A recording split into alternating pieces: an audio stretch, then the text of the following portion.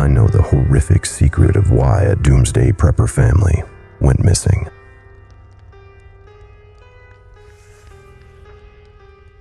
Dr. Daniel Vance was a smart man. Too smart for his own good, maybe. 40 years old, a lecturer in fluid dynamics with a mind made of shapes and numbers. No one knows why, but one day, on a whim, he crunched the numbers on the apocalypse and came to a troubling conclusion. He didn't share exactly what it was he'd deduced, but given that he immediately quit his job and liquidated his many assets, it's fair to say it wasn't positive. Swept up in the wake of this tremendous upheaval was his wife, a 24-year-old PhD student who had grown infatuated with Daniel sometime before. She loved the strange bear of a man who could just as easily build a log cabin as he could explain the idiosyncrasies of an asteroid's orbit. Speaking to Daniel always left you with the profound impression he was right, so when he told her what he wanted to do, she agreed. 15 years and 5 children later, the Vances were living in the distant woods just beyond my hometown. They were enigmatic, richer than the Pope, and extremely serious about their prepper lifestyle. But they were also funny, easygoing, and incredibly compelling to speak to. Larger-than-life survivalists who swept into town with bizarre requests that thrilled local businesses. Vast quantities of cement, iron, lead, and steel were all shipped through the remote mountains so that the Vances could build their shelter.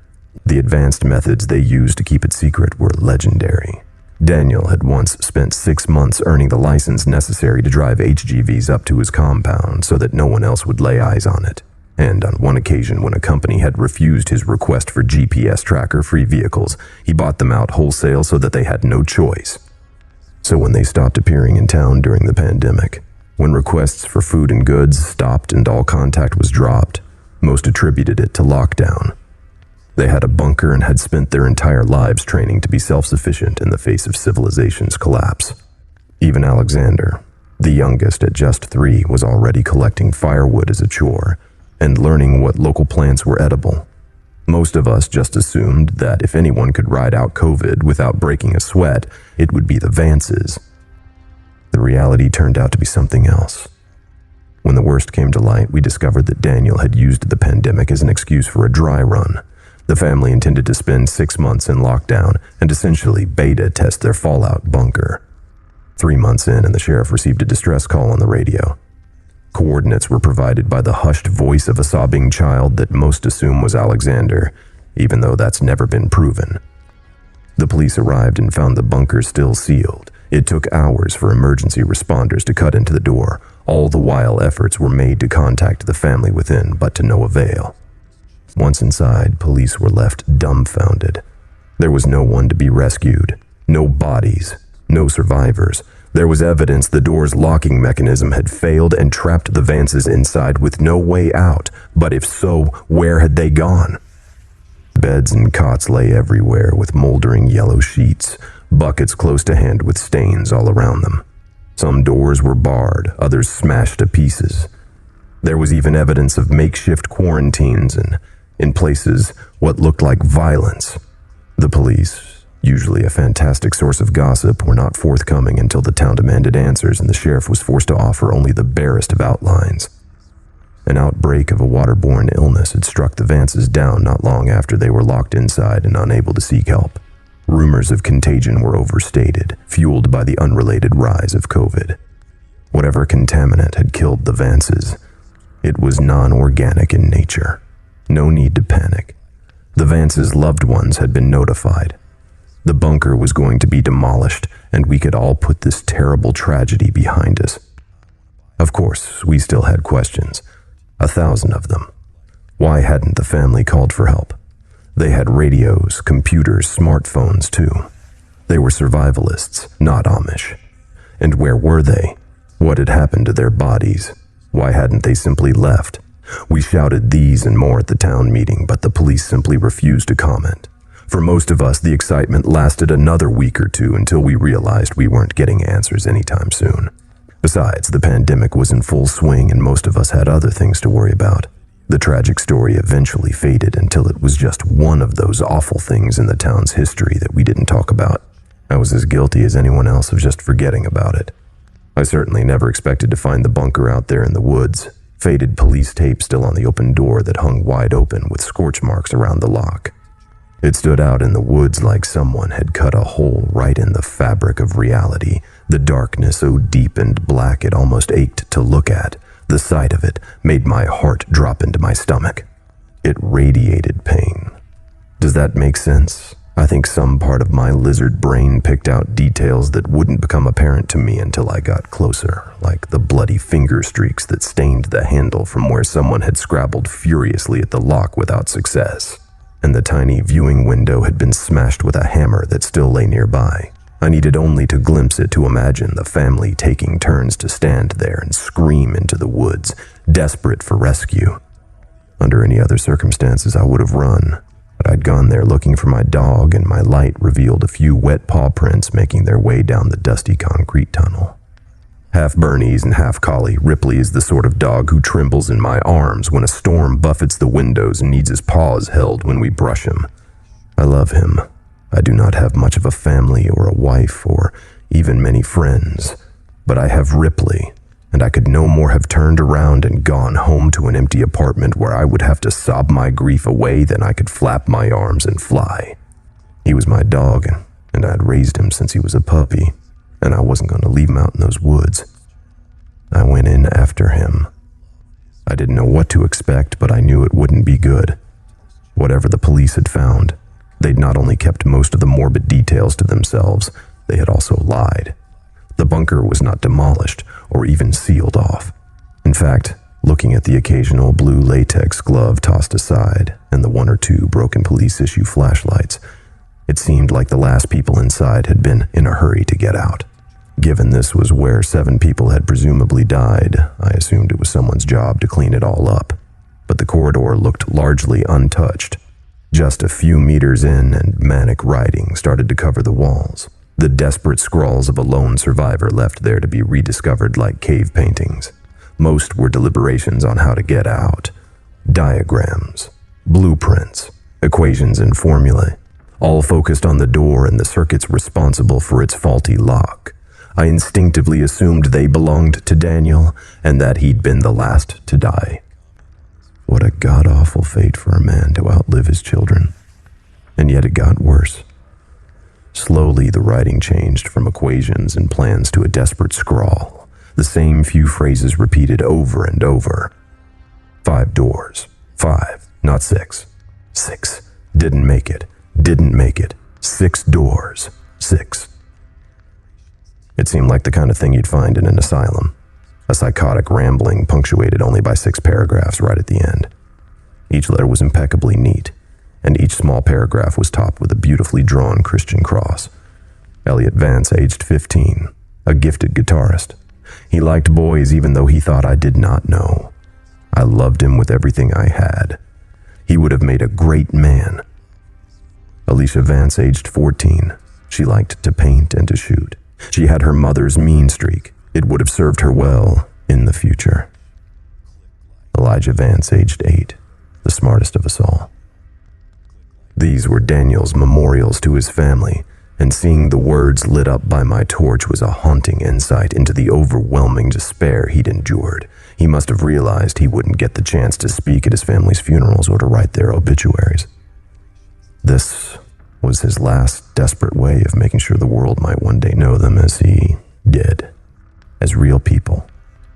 The words marked the end of the tunnel, standing adjacent to a trapdoor in the ground. It was not open, but the tunnel came to a dead end immediately afterwards, and Ripley's prints disappeared at the hatch. I feared he might be in danger, but still I stopped and looked at the bunker door 20 meters behind me. The once gloomy forest looked so bright even on this cloudy day, the air dotted with rain. A part of me felt like I was leaving the whole world behind as I began to climb the ladder down. I entered a large, circular living space that was packed with furniture in little nooks and crannies. The walls were covered with folding beds and tables, and every inch was multifunctional. A dining space could become a sitting space, which in turn might be where someone slept or even exercised. It all depended on what particular bit of furniture you unfolded or unclipped or unfurled. 7 people in close quarters, nowhere near enough privacy. It made sense they went with this cluttered, overlapping use of space. But it was still a large room, bigger than most studio apartments, and there were a few corridors that led deeper into the earth, telling me the bunker had unseen depths. I looked for some sign of my dog and soon found his trail, but this far from the rainy copse, Ripley's prints were starting to fade. After barely a few meters, they petered out vaguely in the direction of a nearby door. I wanted to follow, but stopped myself from rushing onwards. It was unlikely Ripley was getting out any other way, and I'd do us no good getting hurt myself. I decided to take a look around and quickly spotted a dinner table. If I needed proof the police had not bothered with the cleanup, this was it. The plates were still out, the food rotten to a strange blackened husk. A child's hat lay across one place setting. The once creamy fleece turned a sickly green and yellow. The chairs had their backs reinforced with wooden beams fitted with long grooves so that something the width of a nail could slide into them. And on each of the cushions were foul-smelling stains that looked oddly like an ass print. I touched one with gloved hands and the material crackled audibly. Whatever it was, similar stains were on the cutlery and plates, and there were even handprints of it placed firmly on the tablecloth. At first I thought it was blood, but that wasn't quite right. It was too contained to be from leaking blood. On the back of one of the chairs, a stain tapered exactly where a woman's waist would be like a near-perfect silhouette. I shivered as I remembered that Miranda Vance had always been a slim woman and wondered how she had left her imprint on the gray fabric. Using my torch, I saw that these stains repeated in the oddest of places. Yes, there were some on beds and blankets, and even patches of plain floor, exactly like you might expect in a room full of sick people. But why did one stain on the floor bear such a strong resemblance to a child huddled in the fetal position? And why was the same stuff all over the TV remote, and on books on shelves, and board games too? Everything from sofa cushions to DVD boxes to piles of dirty laundry were covered in the same dried brownish material that gave off a foul coppery miasma. I found the jigsaw particularly baffling. Someone had set up another table with 4 chairs, all modified with the same back support as those by the dinner table, and a jigsaw had been laid out with 4 separate piles, but only one was depleted. The rest looked largely untouched, almost like someone had portioned out pieces for 3 other people who had absolutely no interest in going along with it. Maybe Daniel had tried to keep up morale while the family were sick. God help me, if that were true, I couldn't help but imagine the poor man sat there with his loved ones close to death, desperately trying to encourage them to click their own pieces into place while they faded in and out of consciousness. Something about that room emanated madness. And the longer I stayed down there, flicking the bright disk of light of my torch from one detail to another, the more I wanted to leave. One door had wooden beams nailed across it. One sofa had been partially disassembled. Multiple beds had been burned. And all the light bulbs had been removed and put in a box on the kitchen countertop. Looking up at the ceiling, I finally had some insight into why the police were so confident the Vances had not survived, despite never finding their bodies. Someone had jammed a human finger into one of the empty sockets, almost like they'd expected it to glow with the flick of a switch. What was it about this place that had caused the police to leave and never return? Not to even take that finger and test it for signs of illness, or even just to confirm who it belonged to. I decided it was time to hurry up and find my dog. People had died in that place, and while I'm not superstitious, I can't be the only skeptic who has done the calculations in his head and realized it costs nothing to be respectful of ghosts. That bunker was cramped, terrifying, and the air stank so bad I started to worry I'd get sick myself. It served no one any good to linger, but I'd be damned if I'd just walk away and leave Ripley to rot down there.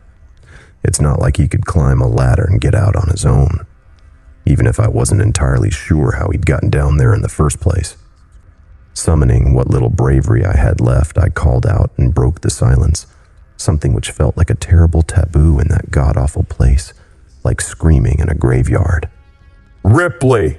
I waited and hoped to hell I'd hear the pitter-patter of his paws, but for the longest of moments, there was only the kind of silence that makes you wonder if someone or something in the darkness is holding its breath, trying to look like just another patch of nothing, biding its time till you finally turn around and show it your back. The TV came on with a blurt of white noise that was so loud and so sudden I cried, threw my arms up and nearly fell backwards onto a rolled-out sleeping bag that looked like it had spent a week in the sewer. By the time I realized what had caused the noise, I could already hear a tinny rendition of Daniel Vance's voice. I realize the issue here. I need to emphasize just how little I understand anything that's... I frowned at the screen as I approached. It showed a greenish infrared view of the bunker with Daniel up front and the dinner table behind him. It was grainy and hard to see, but I could clearly tell that his family were sitting in those chairs. Miranda was first to fall ill. Looking back, it makes perfect sense. Miranda often went into storage to fetch food for cooking, and we found it behind one of the refrigerators. So that's, shit. One of the figures in the background slumped onto the table with a loud clank and sent a plate spinning off onto the ground. Shit. Daniel muttered as he got up and grabbed the woman by the shoulders and sat her upright. Miranda never did like my cooking. He snorted a laugh as he fussed with something at the back of the chair. The rods are much better than tape. All those hours spent taping them upright to the chairs never worked. But the rods, they fit right into the spine, and with a little modification I can just slot them into the chairs. That way everyone is able to join in for dinner. I'm working on something similar for family game night.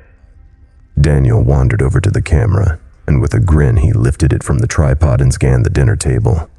What I saw nearly made me drop my torch.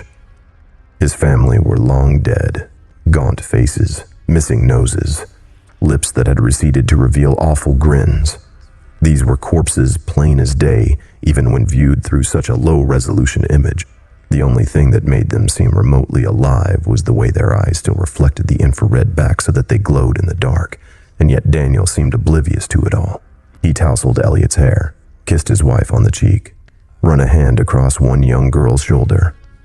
He even picked the young Alexander up from his high chair, and I assume he coddled him. I don't know for sure because I looked away, unwilling to see the poor boy up close. Eyes averted from the screen, I couldn't help but pan my torch across to that same dinner table and shiver as I finally realized what all those stains were. Not quite blood, but close. Liquefying flesh. Left alone for months, Daniel had not put his family's bodies to rest. Instead, he had moved them around from place to place and puppeted them, living life as if nothing had really changed. Looking at where those stains had settled, I saw a clear pattern emerge. He had put them to bed. He had set them dinner. He had propped them up to watch TV, or gave them their favorite books. They even sat there as lifeless husks, while Daniel waited for them to complete a fucking jigsaw. The idea horrified me to my core. Nah. Back to work. It's obviously not part of the original designs. No room on the other side, not on the blueprints. Elliot didn't believe me, and why would he? I made every inch of this place, but I did not install that door in storage on the bottom level. I checked the cameras and some of the photos I took during the build, and the wall is just blank. But the door is there now, and it must lead somewhere. I don't know when or why it opens, but it does, and the next time I'll be ready, because I have to know what's on the other side, and why it did this to us. Alone down here, often all asleep at once. Anything could have slit our throats and been done with it, but it didn't. It took its time, and I have to know why. It took our radios and computers and phones, one by one, none of us noticing until it was far too late.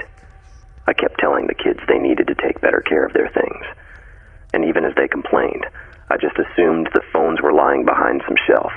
Where else could they go in a locked bunker? But it wasn't the children at all. Looking back, there are so many signs. Who kept taking away the lights? Who kept draining the batteries in our torches? How long did we live with it before we finally realized we weren't alone? A door out of nothing that leads to nowhere, at least most of the time, because I know for a fact it does not always open onto a blank wall. There is something behind it. I can hear it shuffling around in there. Wet breath rattling in its lungs. A horrible sound I hear roaming these halls when it thinks I'm asleep. I listened to Daniel, fascinated by this strangely compelling rant when movement caught my eye. An infrared camera running in the dark, its image a roiling mess of uniform noise. What was it I'd seen?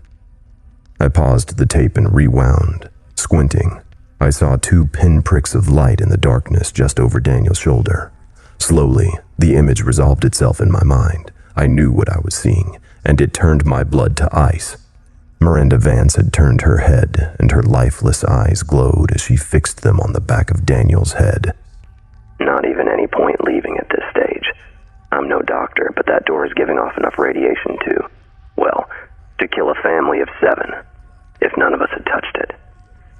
Being in the same room is risky, but not lethal. But given how sick we've become, it's pretty obvious our curiosity got the better of us one by one and we all got too close. Or maybe not. Maybe that thing on the other side came through and did this.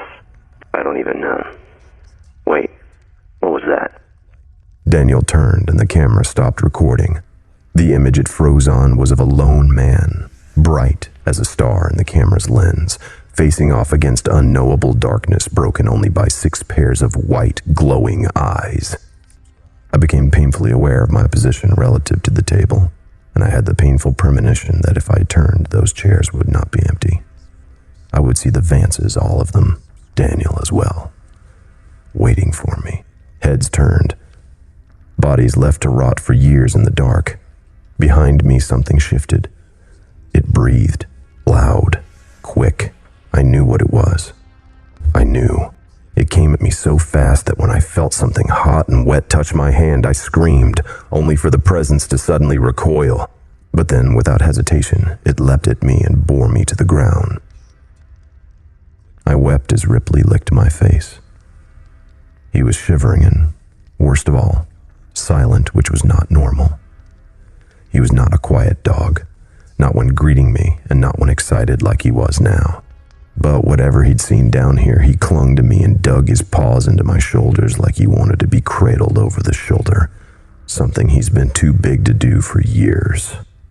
"Oh, you fucking idiot," I cooed in a soft whisper, and even in the dark I could feel his tail wagging. Joking aside, I felt nothing but relief at finding him. Let's get the hell out of here. I picked him up, straining a little under the weight but refusing to give in to tired muscles, and made for the ladder. It wasn't easy climbing the 3 or 4 rungs to the hatch, but I managed it and gave the hatch a shove. First one hand, then 2. Again and again, with everything I had. But still that hatch refused to budge. "Shit," I cried while pounding at it with my fists, but all I achieved was a sore wrist. The hatch had jammed when somehow the handle had been snapped clean off. Now I'd need a pair of pliers or something to cut through the metal bar locking it shut. My fingers couldn't move it, nor could I brute force the hatch open. The metal bar was an inch thick, and at the very least, I'd need some tools to get at it from this side.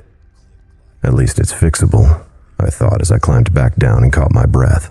On one wall, I noticed a simple diagram of the bunker made in chalk. It had 3 floors.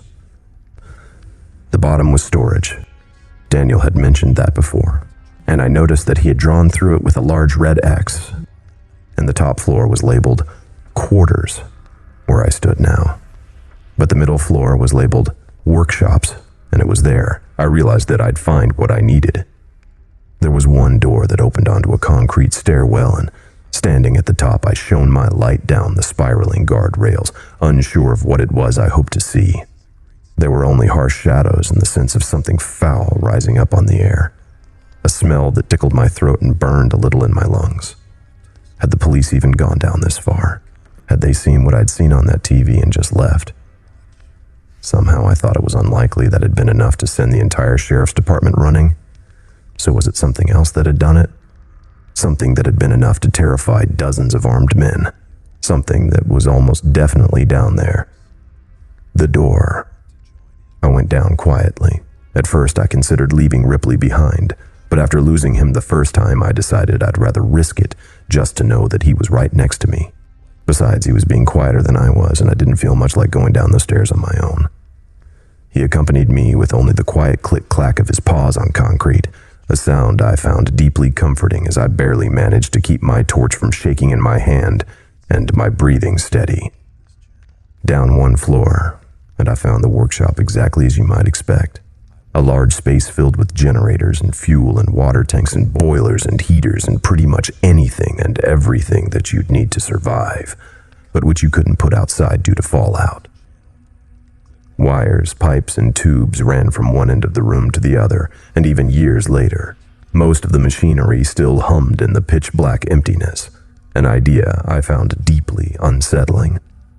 Taking one look at that strange tangle of harsh shapes and industrial figures looming out of the walls and floor, I shivered and looked around, quickly finding a small area Daniel had cordoned off for his own use.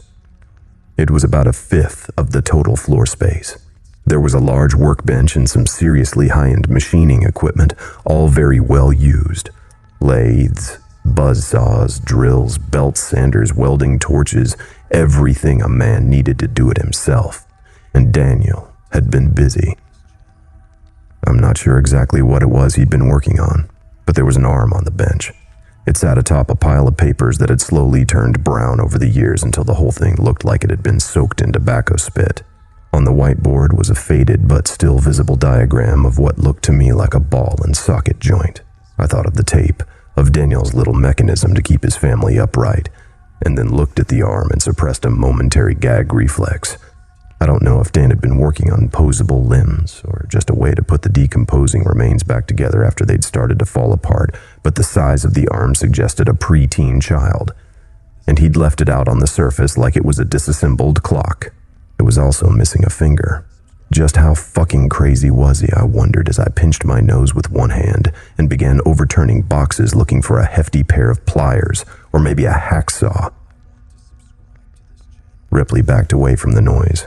But once I made sure he wasn't going anywhere, I carried on grabbing and pulling at box after box, hoping I'd find what I was looking for. Anything to break that fucking metal bar. In the end, I managed to get a pair of bolt cutters, a crowbar, and a heavy-duty pair of pliers.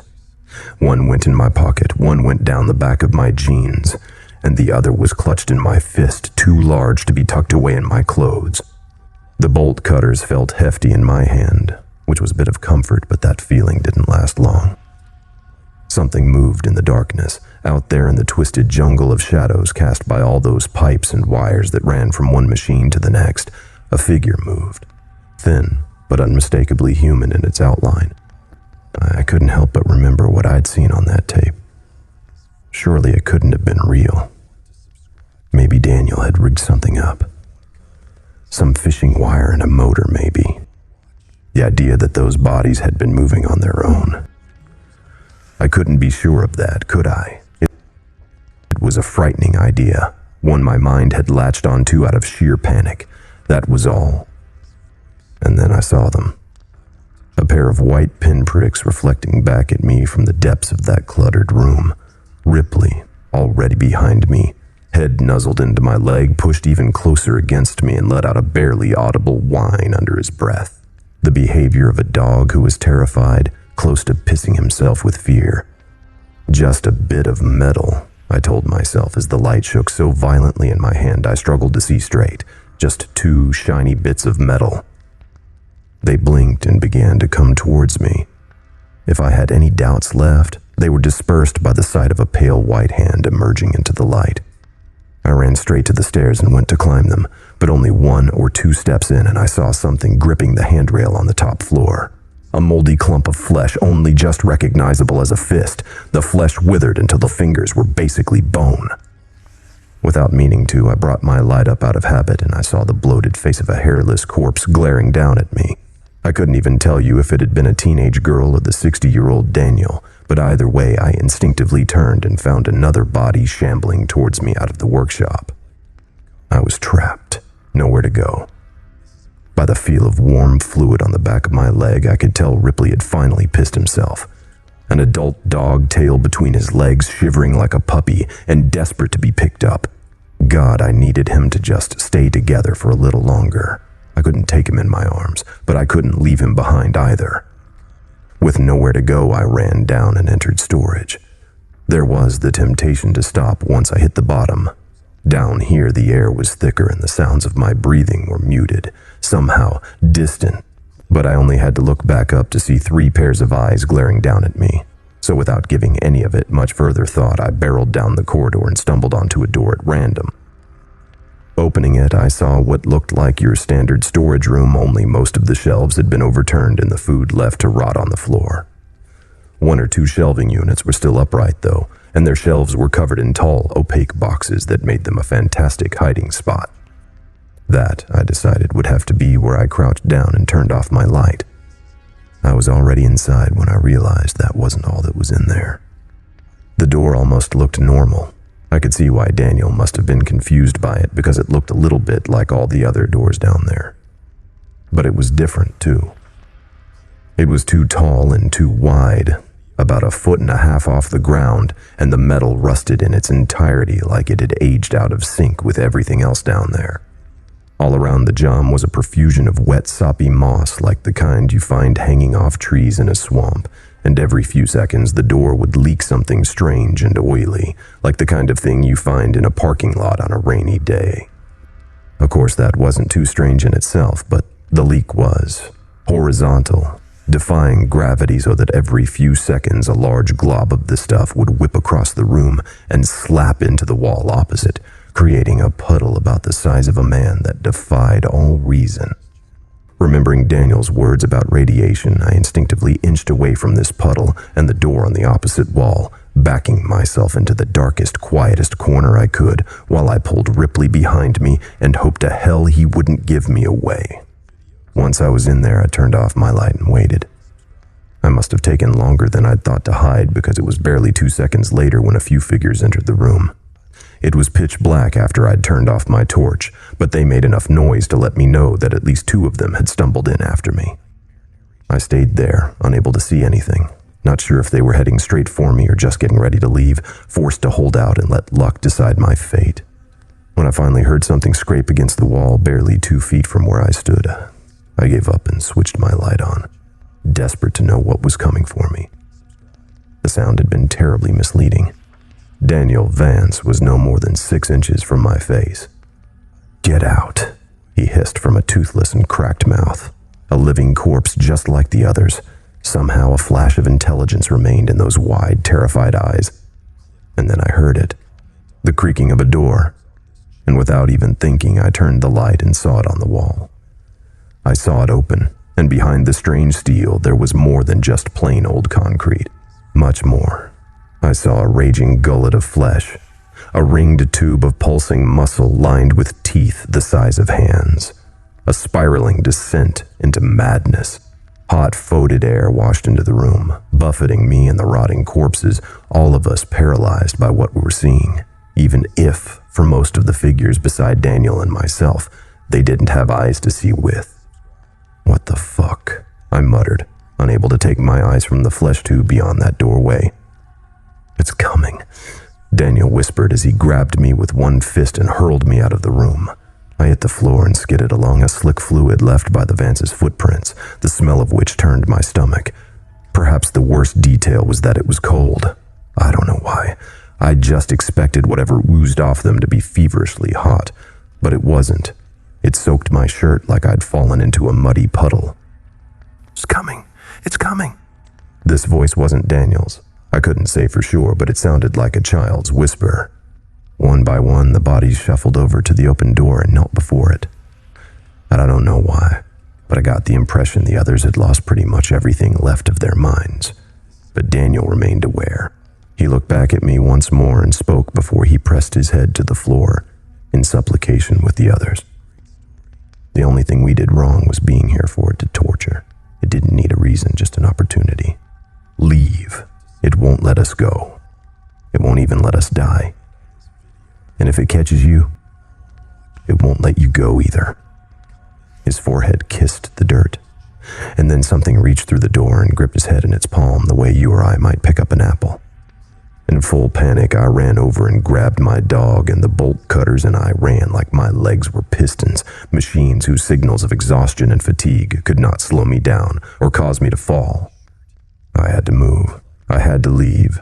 The hand that had grabbed Daniel.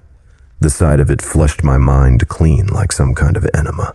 It hurt to see the image replay in my mind, but there was nothing else in my head echoing around except the sight of fingers with one too many knuckles and nails as large as a smartphone.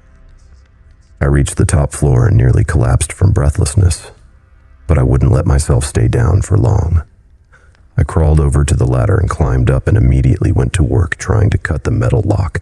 It was hell with just one hand, the other clinging to the torch that I kept frantically pointing at the door behind me.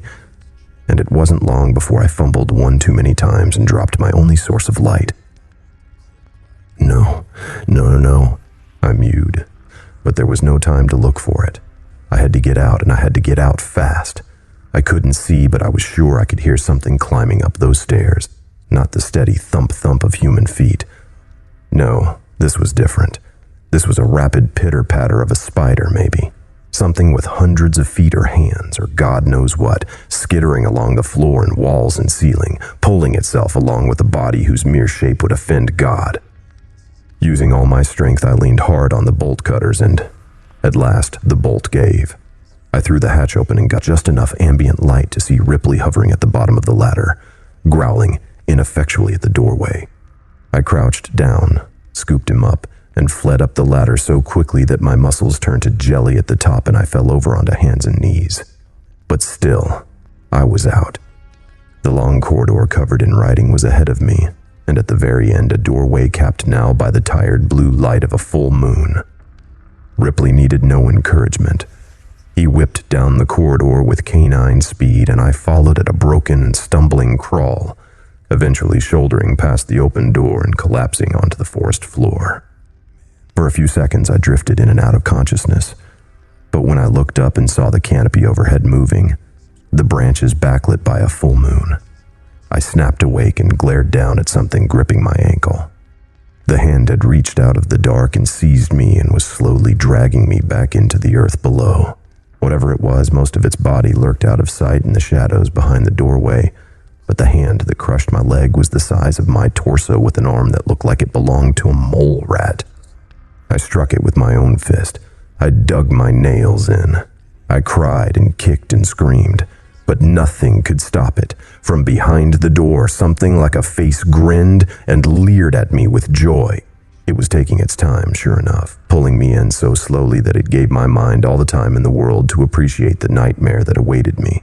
I think if, in that moment, you'd given me a gun, I would have shot myself because God help me, I couldn't escape the look in Daniel's eyes. How he'd knelt to worship this thing like a man who knew that hope or pride or joy or anything with even a hint of goodness to it was so far out of reach for him it might as well be a dream. How long was this thing going to keep them down there? How long did it intend to keep me? I wept like a child, feeling like my mind was slowly cracking as I tried everything to stop it fucking pulling me into the shadows. Nothing I did would slow it down. I was no more than a foot from the doorway when Ripley reappeared. A dog afraid of hoovers and plastic bags and doors that move on their own. A dog who once got stared down by a particularly feisty rabbit who stopped mid-chase and turned around, baffling the predator on its tail. A dog you couldn't even watch scary movies around. And he lunged at that arm like he was a wolf, like he'd always been one. And while he didn't quite break the skin, the pressure was enough to make the thing's grip weaken, and I slid my leg out. Unable to stand, I knelt and grabbed the dog and pulled as hard as I could, and now that fucking thing bled at last as the pressure of the jaws and the sliding teeth ripped into its flesh. Together at last, Ripley and I were let go and sent rolling backwards head over heels. I wasted no time waiting or looking or processing. I heaved the dog to my chest and crawled until I passed out, making it maybe half a kilometer away. Only when I could no longer see the door did I let myself fall to the ground face first and gave up consciousness. The doctor said I had pneumonia, which I suppose made some kind of sense. I might have even believed them, were it not for the sheriff's visit, asking strange questions of me as I lay in bed about what I may or may not have seen. I dismissed them to the best of my ability. I wasn't interested in chasing that particular nightmare down, figuring out if it had been real or not. At least not while I lay there half drowning in my own infection. To be fair, I had at least some sympathy for why the police had done so little to seal that place off. I have, on occasion, thought about going and doing the job myself, but to this day I still have nightmares about being pulled into the dark beyond that door. Not just the bunker door, the one I narrowly avoided at the end, but the one below. What I saw was a kind of madness. I'm sure of it, and I often think of Daniel's words. It didn't need a reason, just an opportunity. Somehow the Vances were that opportunity. Maybe they built their bunker on a ley line or a weak spot between dimensions or the site of former satanic rituals. I'm not sure it even matters.